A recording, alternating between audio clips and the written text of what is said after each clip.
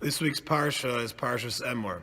In Parshas Emor, the Torah talks about the holidays, Pesach, Sukkot, Shavuos, and the karbanos, the sacrifices we bring special for those holidays. Right at the beginning, at the very first verse of that part of the Parsha, it says, Shor or Kesef or Ez. It says an ox, a sheep, or a goat. And this is one of the places which we learn that a sacrifice must be of a specific type. And goats, oxen, and sheep are those type of animals which are acceptable as sacrifices. The truth is that we see a common denominator amongst all sacrifices. And that is that all sacrifices are animals which are chased by other animals, are the food of other animals. They're the so-called persecuted species. We don't bring lions as sacrifices. We don't bring tigers as sacrifices. We don't bring foxes as sacrifices. Because those animals are the ones who pursue other animals. They're the ones who persecute. And this is not a coincidence, the Medrash says.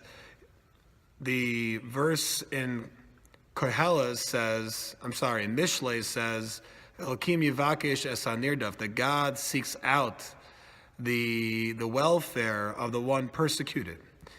And for this reason, the animals chosen, the category of animals chosen is the category of animals that are persecuted. And that's the reason why they were given this privilege of being used in the furtherance of God's will, as opposed to the animals that persecute. Now, this is also true in the area of kashrus. Kosher animals are only animals which are not predators.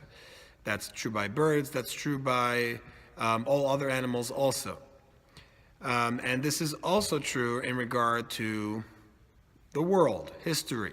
We see many of our forefathers were persecuted. And it's not a coincidence. It's because one of the reasons why Hashem chose our nation is because we are a persecuted nation. And for that reason, we have a higher status. The understanding is that our perception of what we lose as a result of persecution is askew. Now, of course, at the time, it's pain and you're suffering. You can't relate to it, but those trying circumstances are what builds a person. They're what makes a person a better person. And because of this, Jews have always been persecuted because it gives us the ability to strive to more perfection, to become better people, to become better Jews and better subjects of God. And it's for this reason that Hashem chose the Jewish nation, why Hashem specifically chose those animals that are not predators as kosher animals, and also why in this week's Parsha we see that the sacrifices brought in the tabernacle were specifically those that are not predators. Quick question on this Parsha, we have the very, very important mitzvah of Kiddush Hashem in this week's Parsha, that you have to lay down your life. In certain circumstances, if you must transgress a cardinal Vera sin, then it's better to give up your life than transgress that sin. Not to get into specific circumstances when that applies. But right after that, we have the mitzvah, or the Avera, I should say, of desecrating God's name, what's called a Chil Hashem. And Chil Hashem has many different applications, but the basic idea is that if a person causes that people will say that, oh, that Jew, look what he did, how terrible. That's a Chil Hashem, because we represent God, and as representatives of God, we have to act like a godly nation. So anytime an onlooker would say that that guy is doing something which is inappropriate, that is a Chil Hashem, that is a desecration of God's name. The question is very simple.